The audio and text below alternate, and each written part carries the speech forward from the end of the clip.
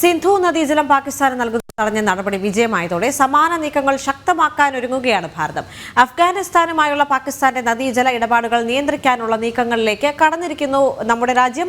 അഫ്ഗാനിസ്ഥാനിലെ സുപ്രധാന നദിയിൽ ഡാം നിർമ്മിക്കുന്നതിന് $236 ദശലക്ഷം ഭാരതം വാഗ്ദാനം ചെയ്യുന്നുണ്ട്.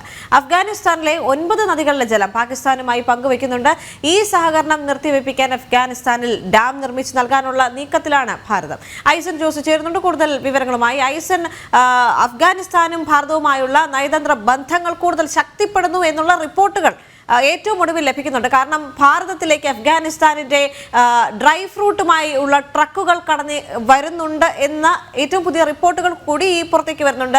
ഇത് സ്ഥിരീകരിച്ച റിപ്പോർട്ടാണോ എന്നുള്ള കാര്യത്തിൽ കൂടുതൽ വ്യക്തതയില്ല. എന്തായാലും സിന്ധു നദീജലം പാകിസ്ഥാൻ നൽകുന്നത് തടഞ്ഞ നടപടി പാകിസ്ഥാൻ വലിയൊരു കനത്ത തിരിച്ചടിയായിരുന്നു. ഇനി അഫ്ഗാനിസ്ഥാൻ പാകിസ്ഥാന് ജലം നൽകുന്നതുമായി ബന്ധപ്പെട്ടുള്ള കരാറുകളിൽ കൂടി ഭാരതം ഇടപെടുകയാണ്. ഇത്തരത്തിലുള്ള കരാറുകൾ ഇനി മുന്നോട്ട് പോകരുത് എന്നൊരു കാര്യം ഭാരതത്തിന്റെ ഭാഗത്തു നിന്നുള്ളത്. അതിന്റെ ഭാഗമായി അഫ്ഗാനിസ്ഥാന് ഡാം നിർമ്മിച്ച് നൽകാൻ ഭാരതം ഒരുങ്ങുകയാണ്.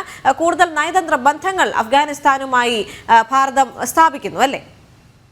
തീർച്ചയായും ദേവിക, അഫ്ഗാനിസ്ഥാനുമായി ഭാരതം മികച്ച ബന്ധം പുനഃസ്ഥാപിക്കുന്നു. അതുപോലെ തന്നെ അഫ്ഗാനിസ്ഥാനും ഭാരതവുമായി മികച്ച ബന്ധത്തിന് ആഗ്രഹിക്കുന്നു എന്നതിൻ്റെ ഒരു സൈനാണ് പല ഘട്ടങ്ങളിലായി നമ്മൾ ഈ അടുത്ത ദിവസങ്ങളിൽ കണ്ടത്. അതിൽ ഏറ്റവും സുപ്രധാനമായത് അഫ്ഗാനിസ്ഥാനിലെ ഏറ്റവും പുതിയ വിദേശകാര്യമന്ത്രി, താൽക്കാലിക വിദേശകാര്യമന്ത്രി തന്നെ കൃത്യമായി പറഞ്ഞത് പഹൽഗാം ആക്രമണത്തെ അപലപിച്ചുകൊണ്ടുള്ളൊരു നിലപാടായിരുന്നു. അത് തീർച്ചയായും പാകിസ്ഥാനെതിരായൊരു നിലപാട് തന്നെയാണ് അഫ്ഗാനിസ്ഥാൻ്റെ ഭാഗത്തു നിന്നുണ്ടായത്. അതിശക്തമായൊരു നിലപാട് ഭീകരതയ്ക്കെതിരെ അല്ലെങ്കിൽ ഈ ഭീകരാക്രമണത്തിനെതിരെ അഫ്ഗാനിസ്ഥാൻ്റെ ഭാഗത്തു നിന്നുണ്ടായിരിക്കുന്നു എന്നത് ഏറ്റവും ഗൗരവത്തോടെ ചർച്ച ചെയ്യുന്ന ഒരു സാഹചര്യത്തിലാണ് പുതിയ നീക്കങ്ങളുമായി ഭാരതം മുന്നോട്ട് പോവുകയും ചെയ്യുന്നത്. നേരത്തെ ദേവിക സൂചിപ്പിച്ചതുപോലെ $236 ദശലക്ഷം ഷഹദൂദ് ഡാം നിർമ്മിക്കുന്നതിനുള്ള ഡാം നിർമ്മിക്കാനുള്ള ധനസഹായം നൽകുന്നതിനുള്ള ഒരു ധാരണയ്ക്കുള്ളൊരു വാഗ്ദാനമാണ് ഭാരതത്തിൻ്റെ ഭാഗത്തു നിന്ന് ഇപ്പോൾ ഉണ്ടായിരിക്കുന്നത്. തീർച്ചയായും നേരത്തെ ദേവിക സൂചിപ്പിച്ചതുപോലെ ഈ വെള്ളം നിയന്ത്രിക്കുന്നത് സംബന്ധിച്ച്, അതായത് പൂർണ്ണമായും തടയുക എന്നതിനപ്പുറം ഒരു ഡാം നിർമ്മിച്ചാൽ ആ വെള്ളം കൃത്യമായി നിയന്ത്രിക്കാനുള്ളൊരു സാധ്യത ലഭ്യമാകുമെന്നതാണ് ഏറെ പ്രാധാന്യത്തോടെ നോക്കിക്കാണേണ്ടത്. നിലവിൽ അത്തരത്തിൽ വെള്ളം തടയേണ്ട ഒരു സാഹചര്യമില്ല എങ്കിൽ കൂടി അഫ്ഗാനിസ്ഥാനുമായി മികച്ച നയതന്ത്ര ബന്ധങ്ങൾ സ്ഥാപിക്കുകയും ഇത്തരത്തിൽ ഡാമുകൾ നിർമ്മിക്കുകയും ഒക്കെ ചെയ്യുമ്പോൾ ആ ഡാമിൻ്റെ പ്രവർത്തനം സംബന്ധിച്ച് ചില ധാരണകളിലെത്താൻ തീർച്ചയായും ഭാരതത്തിന് സാധിക്കുകയും ചെയ്യും. അത്തരത്തിലൊരു ധാരണയിലെത്തുമ്പോൾ ഭാരതം ഏതെങ്കിലും ഘട്ടത്തിൽ നയതന്ത്ര ഇടപെടലിൻ്റെ ഭാഗമായി ഇത്തരം ആവശ്യങ്ങൾ ഉന്നയിക്കുമ്പോൾ പാകിസ്ഥാന് നൽകുന്ന വെള്ളം റെഗുലേറ്റ് ചെയ്യുന്നതിനും ഏറെ കുറെ കൂടി ശക്തമായ നടപടികളാണെങ്കിൽ സിന്ധു നദിയുമായി ബന്ധപ്പെട്ട തീരുമാനത്തിലെ പോലെ പൂർണ്ണമായി തടയുന്നതിനുൾപ്പെടെയുള്ള തീരുമാനമെടുക്കാൻ അഫ്ഗാനിസ്ഥാന് സാധിക്കും. അത് അഫ്ഗാനിസ്ഥാനെ ഇൻഫ്ലുവൻസ് ചെയ്യുന്നതിന് തുല്യമായ ഒരു നയതന്ത്ര നീക്കവുമാണ്.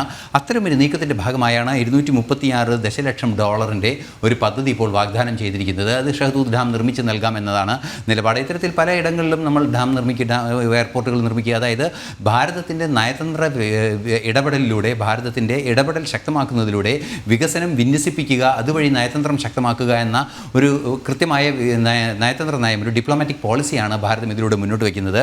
നമുക്ക് അറിയാവുന്നതാണ്, നേരത്തെ സൂചിപ്പിച്ചതുപോലെ 9ഓളം നദികൾ ഇത്തരത്തിൽ പാകിസ്ഥാനുമായി വെള്ളം പങ്കുവയ്ക്കുന്നുണ്ട്. അതിൽ പ്രധാനം കാബൂൾ, ഘോമാൽ, കുറം റിവർ ആൻഡ് പിഷിൻ, ലോറ എന്നീ നദികളൊക്കെയാണ്. അത്തരത്തിൽ 9 നദികളുണ്ട്. വളരെ കൃത്യമായി പാകിസ്ഥാനിലേക്ക് വെള്ളം ഒഴുകുന്ന നദികളുണ്ട്. ഈ നദികളിലെല്ലാം തന്നെ വെള്ളം കൃത്യമായി റെഗുലേറ്റ് ചെയ്യാനുള്ളൊരു നീക്കമുണ്ടായാൽ ഒരു തരത്തിൽ, അതായത് സിന്ധു നദീതടത്തിൽ നിന്നുള്ള വെള്ളം നിയന്ത്രിച്ചതിൻ്റെ ഇരട്ടിയായ ആഘാതം പാകിസ്ഥാനെ ഇത്തരത്തിൽ വെള്ളം നിയന്ത്രിക്കുകയാണെങ്കിൽ അല്ലെങ്കിൽ ഏതെങ്കിലും രീതിയിൽ നടപടി ഉണ്ടാകുകയാണെങ്കിൽ സാധിക്കും. അതിൻ്റെ ഒരു തീരുമാനം എടുപ്പിക്കാവുന്ന ഒരു സ്വാധീന ഘടകമായി മാറുക എന്ന ഭാരതത്തിൻ്റെ അതീവ തന്ത്രപ്രധാനമായൊരു നീക്കമാണ് നടന്നിരിക്കുന്നത്. ഈ നീക്കത്തിൻ്റെ ഭാഗമായാണ് എസ് ജയശങ്കറും അഫ്ഗാനിസ്ഥാൻ വിദേശകാര്യമന്ത്രിയുമായി സംസാരിച്ചപ്പോൾ ഇക്കാര്യത്തിൽ ഒരു കൃത്യമായ നിലപാട് സ്വീകരിക്കുകയും അത് ഒരു വാഗ്ദാനം ചെയ്യുകയും ചെയ്തത്. $236 ദശലക്ഷം എന്ന് പറയുമ്പോൾ വലിയൊരു നിക്ഷേപമാണ്. $236 ദശലക്ഷം എന്ന് പറയുമ്പോൾ വലിയൊരു നിക്ഷേപമാണത്. അത്തരത്തിൽ വലിയൊരു നിക്ഷേപം ദീർഘകാല അടിസ്ഥാനത്തിൽ നടത്തുകയും ആ നിക്ഷേപത്തിൻ്റെ അടിസ്ഥാനത്തിൽ 3 വർഷത്തിനുള്ളിൽ ഡാമിൻ്റെ നിർമ്മാണം പൂർത്തിയാക്കുകയും ചെയ്യുകയാണ് ലക്ഷ്യം. അത് യാഥാർത്ഥ്യമാവുകയാണെങ്കിൽ കുറെ കൂടി ശക്തമായി പാകിസ്ഥാനെ നിയന്ത്രണത്തിൽ കൊണ്ടുവരാൻ അല്ലെങ്കിൽ പാകിസ്ഥാനോട് ആവശ്യപ്പെടാൻ ഭാരതത്തിന് സാധിക്കും.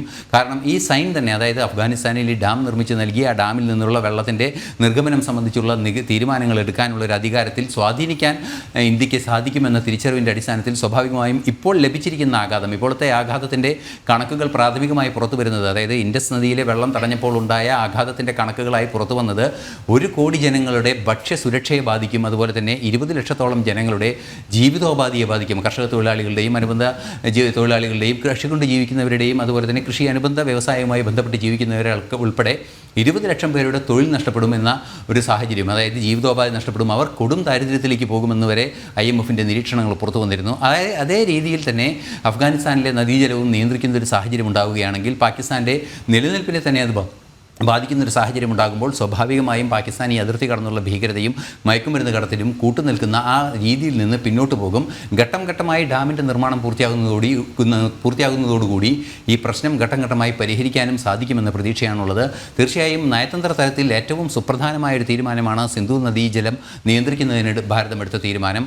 അത്തരമൊരു തീരുമാനം കുറെ കൂടി ശക്തമായി ഭാരതത്തിൻ്റെ സുഹൃത്ത് രാജ്യങ്ങളുമായി ചേർന്ന് നടപ്പാക്കുന്ന നടപടിയുടെ കൂടി ഭാഗമായാണ് ഇത്തരമൊരു തീരുമാനത്തിനും ഇത്തരമൊരു വാഗ്ദാനം ഡാം നിർമ്മിച്ച് നൽകാമെന്ന വാഗ്ദാനത്തിനും വഴിവെച്ചിരിക്കുന്നത്. ദേവിക. ശരി സർ.